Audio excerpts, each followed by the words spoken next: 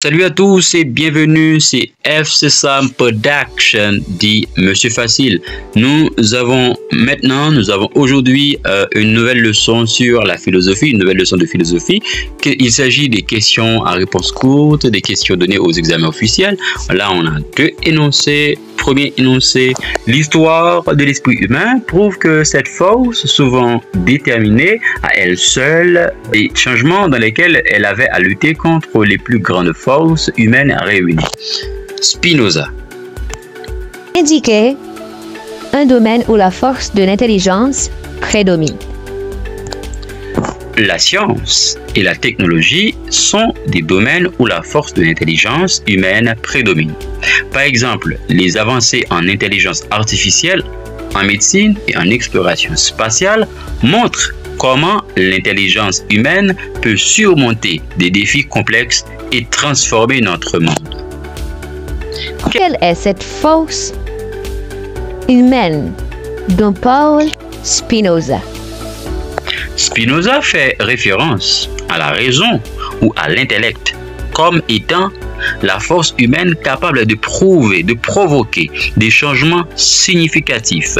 Pour Spinoza, la raison est ce qui permet à l'homme de comprendre le monde et de vivre en harmonie avec la nature malgré les obstacles et les forces contraires.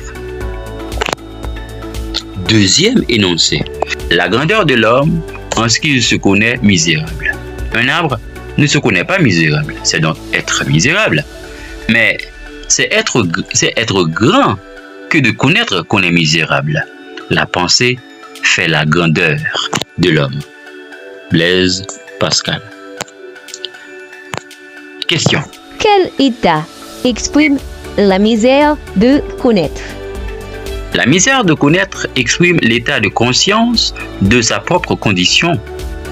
Pour Pascal, la capacité de l'homme à connaître sa propre misère, sa faiblesse et ses limitations est une forme de lucidité qui le distingue des autres êtres vivants. Qu'est-ce qui fait la grandeur de l'homme? La grandeur de l'homme réside dans sa capacité à penser et à prendre conscience de sa propre misère.